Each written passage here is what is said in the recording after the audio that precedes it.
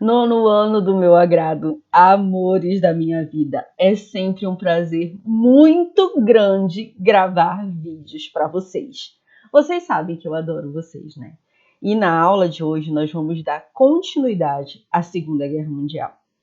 Na aula passada nós vimos o porquê de todo o conflito. Na aula passada, eu não sei se vocês observaram, mas teve até um momento em que eu parei o vídeo, depois eu retomei. Depois que eu lavei o rosto, que eu enxuguei as lágrimas, eu retomei, porque toda a questão do Holocausto ela é muito pesada e eu não consigo não imaginar tudo o que acontece. Agora eu quero que vocês escutem o passo a passo da Segunda Guerra Mundial de maneira diferente, tá? Eu vou narrar para vocês as fases do conflito da Segunda Guerra Mundial, porque toda jogatina de poder vocês já compreendem, tá? Vocês já sabem por que aconteceu. Depois, no pós-Segunda Guerra Mundial, que nós temos que entender as consequências, os desdobramentos dessa Segunda Guerra Mundial, eu volto a estar explicando o assunto para vocês. Mas agora eu quero apenas que vocês fechem os olhos, tá? E prestem muita atenção no passo a passo que eu vou propor para vocês. Ok? Fechou os olhos, embarca comigo. Primeira fase, Segunda Guerra Mundial. Vitórias do eixo. A primeira fase da Segunda Guerra Mundial ocorre com a invasão da Polônia pela Alemanha. Em 1939, a Polônia sofre invasões e tem todos os seus territórios sendo palco da Guerra Relâmpago de Hitler. Na tentativa de barrar as incursões do chanceler alemão, Adolf Hitler, os governos da França e Grã-Bretanha impuseram bloqueios econômicos à Alemanha. No entanto, não chegaram ao conflito direto. França e Grã-Bretanha ainda temiam uma guerra em proporções mundiais. Eficaz no campo de batalha, a Alemanha realizou em 1940 uma operação em que combinou ataques terrestres, aéreos e vias navais para ocupar a Dinamarca. O exército alemão tomou a Noruega como forma de salvaguardar o comércio de aço com a Suécia e marcar a posição contra a Grã-Bretanha. Para tanto, foi ocupado o porto norueguês de Narvik. Em maio de 1940, Hitler ordena a invasão da Holanda, da Bélgica. Uma vez ocupados esses países, as tropas nazistas rumam à França e conseguem dominá-la. A França, em 14 de junho de 1940, não vê outra solução a não ser assinar o armistício. E em 14 de julho de 1940 ela é dividida em duas grandes áreas, uma administrada pelos alemães e outra pelo Marechal Pétain, que colabora com os nazistas. Hitler volta os seus olhos para a Grã-Bretanha e no dia 8 de agosto a Alemanha bombardeia as cidades britânicas com a Luftwaffe, a Força Aérea Alemã.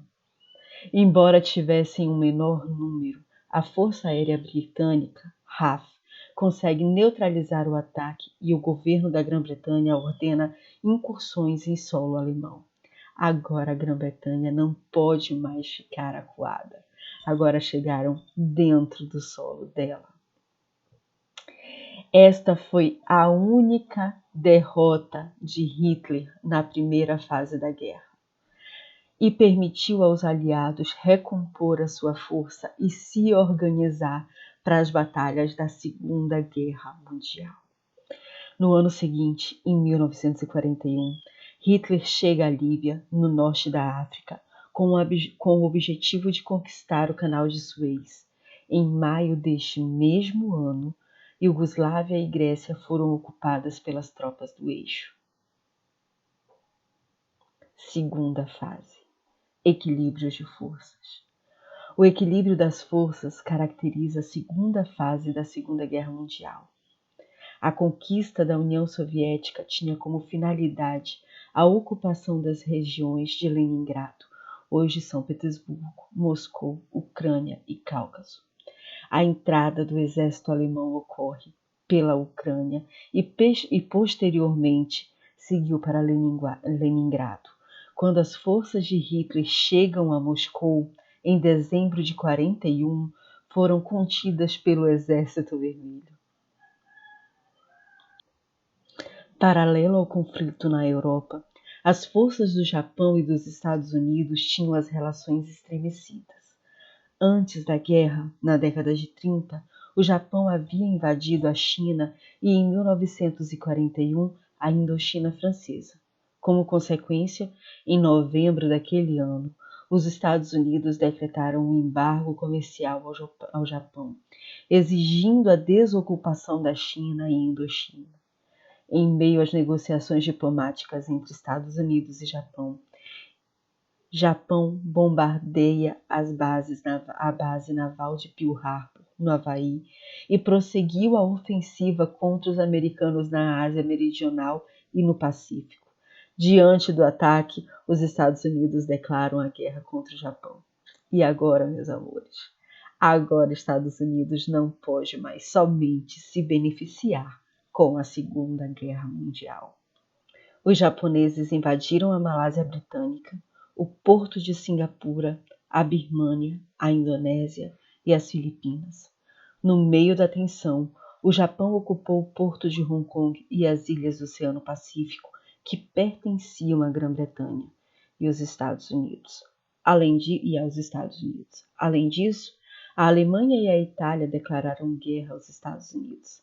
Até janeiro de 1942, a ofensiva japonesa resultou na conquista de 4 milhões de quilômetros quadrados e o comando de uma população de 125 milhões de habitantes.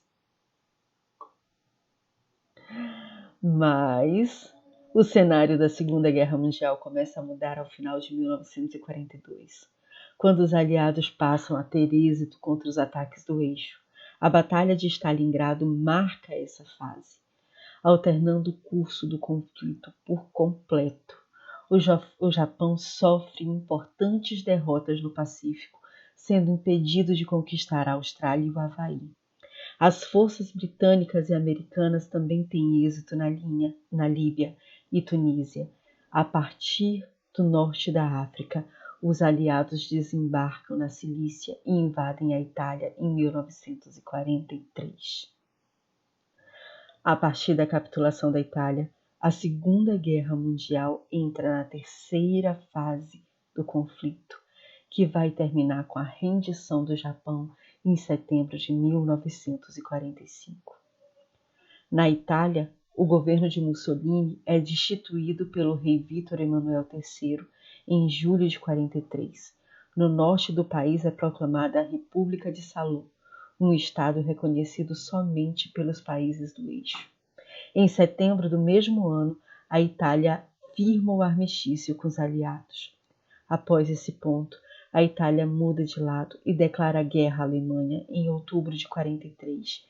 Em abril de 45, depois da captura das forças nazistas na Itália, Mussolini tenta fugir para a Suíça, mas é detido e fuzilado pela resistência.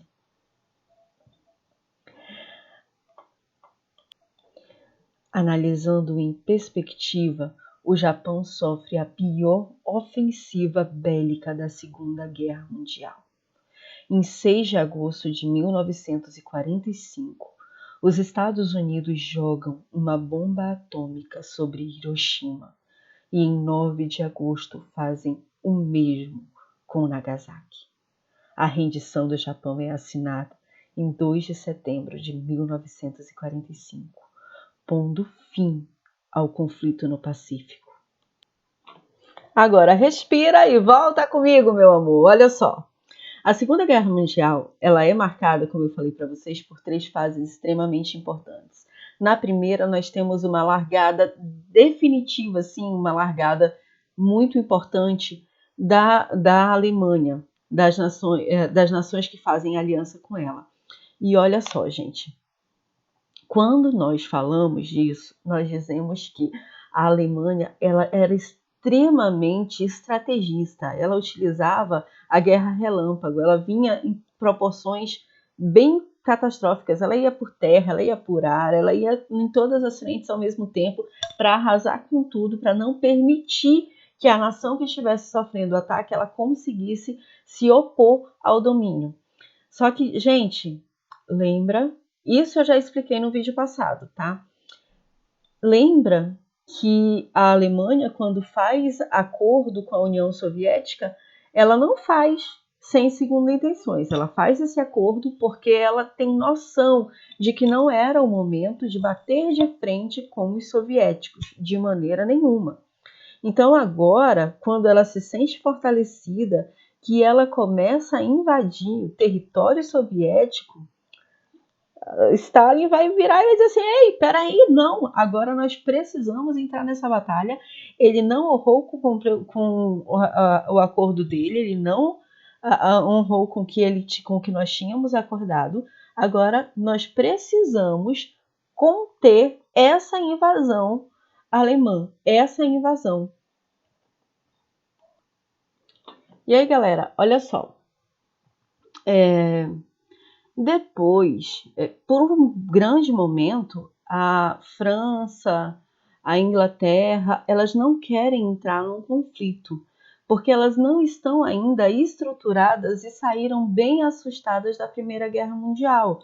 Então, para elas não é interessante estar voltando e entrando num conflito que pode tomar as mesmas proporções, que pode se tornar um conflito mundial também. Por isso, nós não vamos ver a entrada delas a princípio. Por isso, nós vamos observar a política de apaziguamento. Por isso, nós vamos vê-las quando a Hitler inicia a expansão dele à Polônia, eles fazendo algumas sanções financeiras. Mas essas sanções, mas não era uma entrada na guerra formalmente dita, certo? Mas a permanência de Hitler na dominação e depois não tem nem como, né? Eles chegam à França, eles capturam, eles chegam, a gente vai ver a capitulação, como eu mostrei aqui para vocês. Eles chegam à França e como a França tem uma noção de que ela não vai estar conseguindo se opor a esse domínio, rapidamente eles se rendem e assinam a capitulação. Assinam um documento dizendo que eles estão se rendendo, no caso, à Alemanha. Tá? Depois disso, chegamos à França, vamos partir e vamos pegar a Grã-Bretanha também. Só que o que não contava, apesar deles terem uma força bélica, a Luftwaffe, que era algo assim, uma força muito interessante, eles menosprezaram a força aérea britânica, que é uma força também muito boa, a RAF.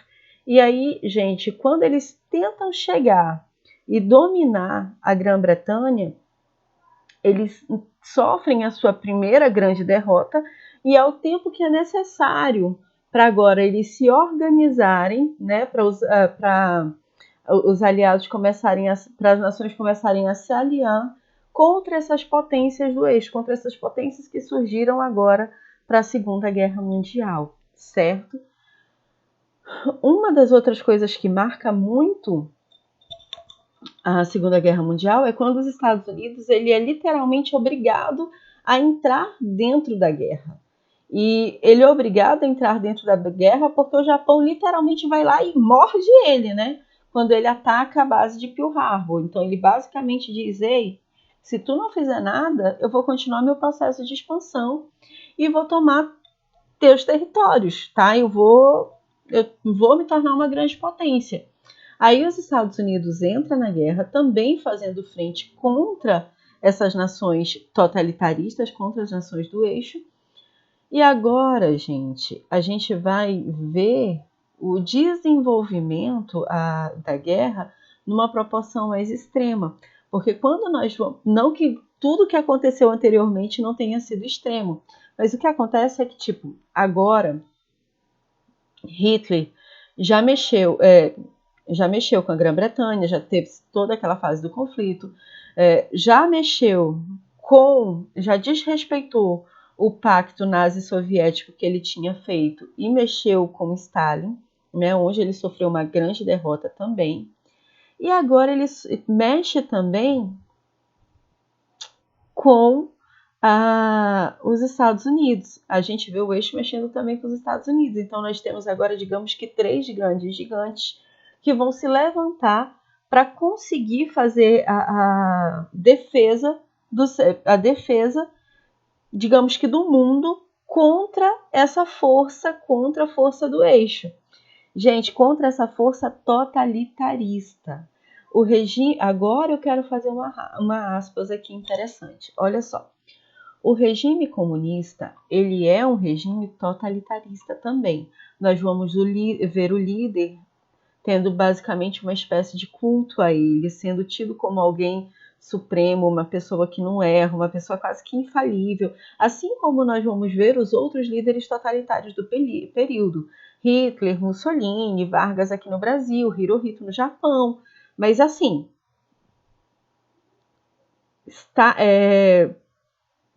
Stalin, apesar de ter entrado para conter agora os avanços da Alemanha, para conter os avanços do eixo, como é que vai ficar essa relação de poder quando acabar a Segunda Guerra Mundial? Porque a Segunda Guerra Mundial, ela inicia, digamos que os Estados Unidos tinham noção disso, a Grã-Bretanha, a França, deixa ela iniciar por não querer fazer frente à Alemanha, para não querer fazer frente à Alemanha e à Itália no seu processo de expansão, porque elas eram anticomunistas, né? E o comunismo era uma força que estava assombrando, digamos assim, a Europa. Era aquele modelo político que estava sendo pregado como algo extremamente interessante, e como era comunismo e capitalismo não vão coexistir nesse pensamento, então eles precisavam permitir que o capitalismo se mostrasse mais eficiente e que o comunismo ele não tivesse realmente a possibilidade de entrada. Agora, a nação comunista, ela entra do lado de todas as nações capitalistas. Nós vamos ver uma relação, uma aliança, que logicamente não é aliança de amizade, mas uma relação começando a surgir aqui, e é tanto que vocês observam que no final da Segunda Guerra Mundial, eu já comentei isso em sala de aula com vocês, eles assinam os tratados de Yalta e Potsdam, onde eles definem o mundo em zonas de influência, e eles definem que na Europa nenhuma nação que queira se tornar comunista vai sofrer embargo por isso. Então, se a nação quisesse se tornar comunista, a Europa permitiria. Ela não tentaria mais barrar, ela não tentaria mais bloquear esse avanço aí do comunismo. Isso os Estados Unidos já está prevendo. Quando os Estados Unidos ele lança a sua bomba atômica, ele não lança só porque ele está querendo ir contra o Japão. Não, porque ele poderia usar outras formas para ir contra o Japão e destruir o Japão sem ser utilizando a bomba atômica. A utilização da bomba atômica é uma demonstração de poderio e de força, tá? Então, não olha de maneira isolada, como se os Estados Unidos não tivessem outras formas de frear esse avanço do Japão, de ir e revidar o ataque japonês. Ele tinha, com certeza, várias outras formas. A utilização da bomba atômica foi uma forma de dizer para a União Soviética, foi uma forma de dizer para a Grã-Bretanha e para todas as outras nações do mundo: olha, eu tenho mais força do que vocês. Vocês estão gastando tempo, anos e anos com essa guerra, que toma uma proporção muito grande, morrem vários soldados, vários civis, morre muita gente, vocês têm um prejuízo financeiro muito grande, vocês têm um gasto bélico muito grande, e eu tenho o poder de fazer uma guerra muito superior à de vocês apenas apertando um botão. Então, se eu aperto meu botão, eu destruo qualquer outra nação. Se eu aperto vários botões ao mesmo tempo, eu destruo o mundo.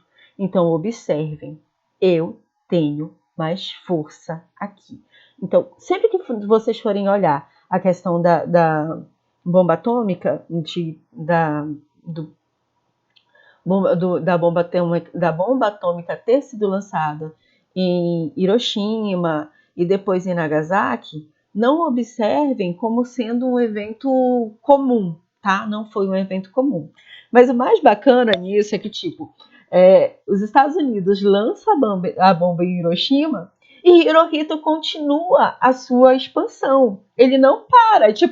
Hiroshima não era um local tão grande, não era a vida daqueles civis, não foi um centro político, entendeu? Não foi um centro político, não foi um centro econômico, foram só vidas de civis, e vidas de civis é algo que nós podemos dispor em guerra, é algo normal em guerra.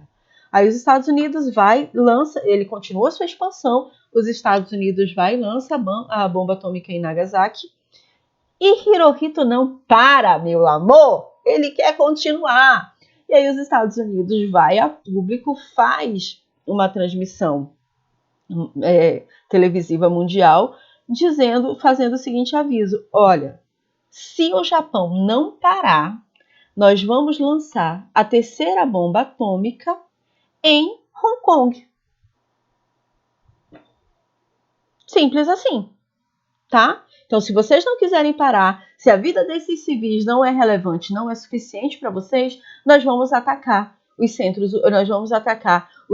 de poder, os centros comerciais de vocês.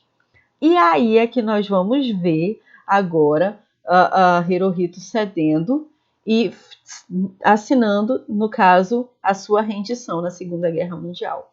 Mas observa que, quando os Estados Unidos diz nós vamos atacar um outro local, ele diz nós temos mais bombas atômicas, tá? Então, mundo, compreenda, nós temos várias outras formas, nós temos várias outras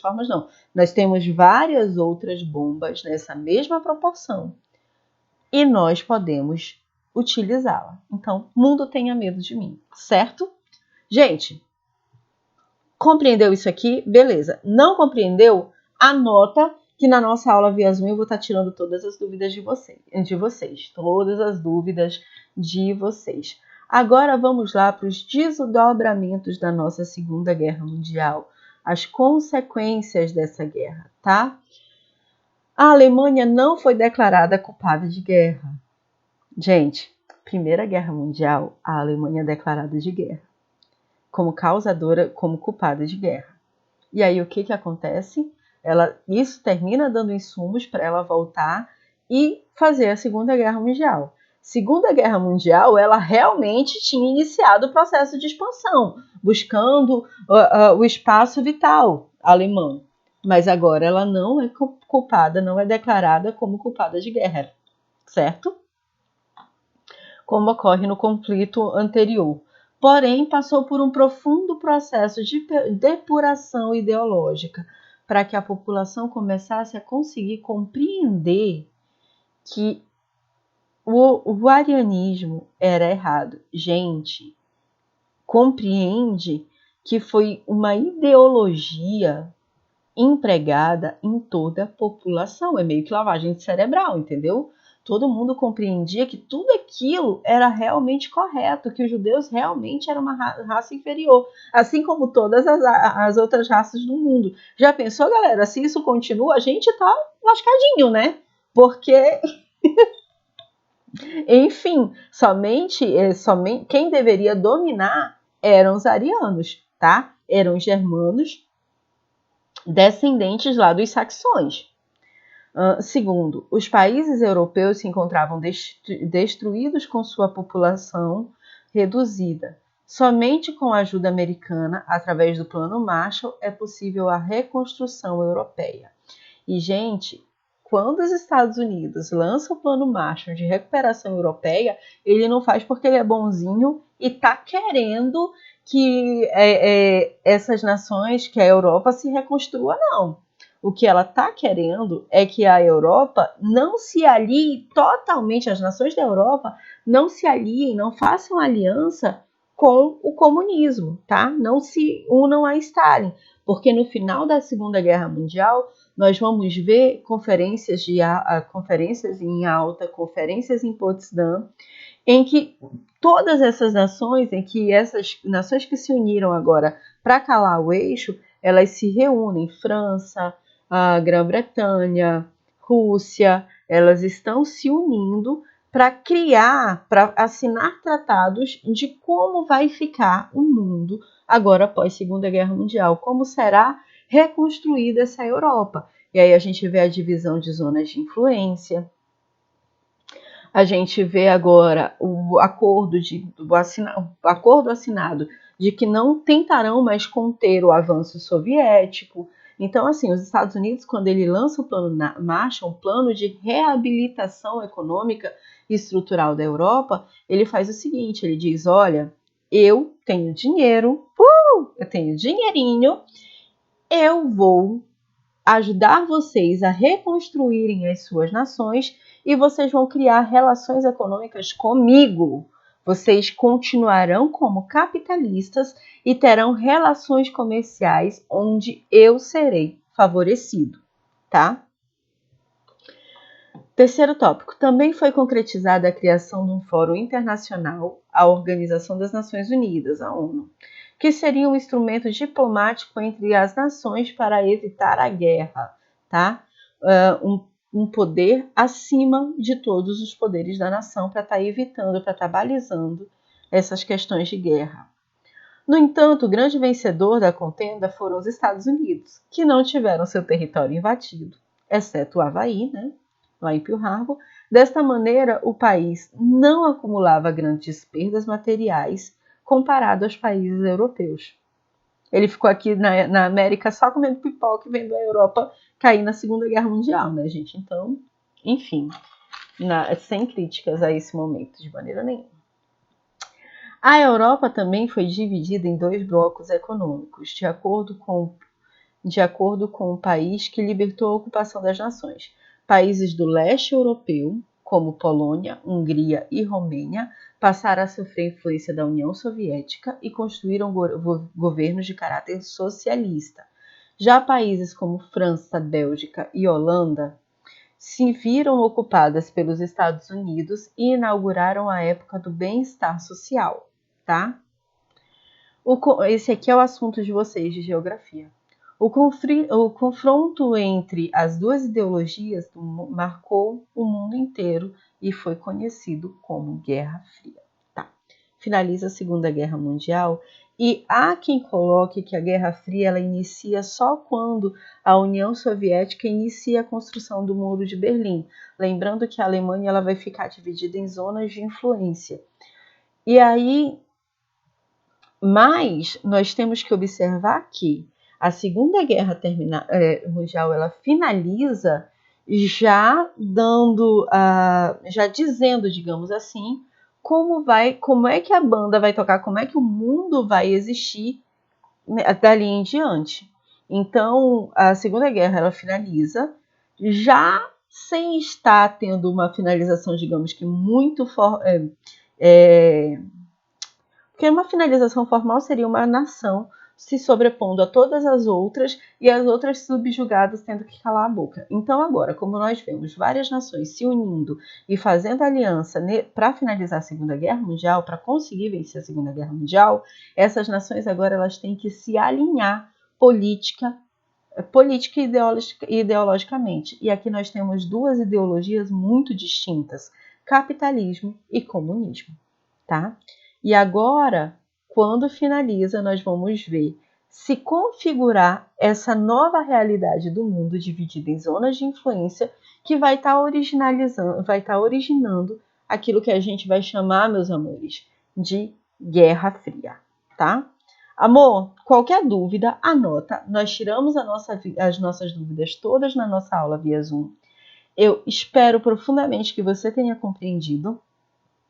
Não esquece de fazer as atividades do capítulo e até a próxima aula, meu amor. Cheiro grande no seu coração. Até a próxima!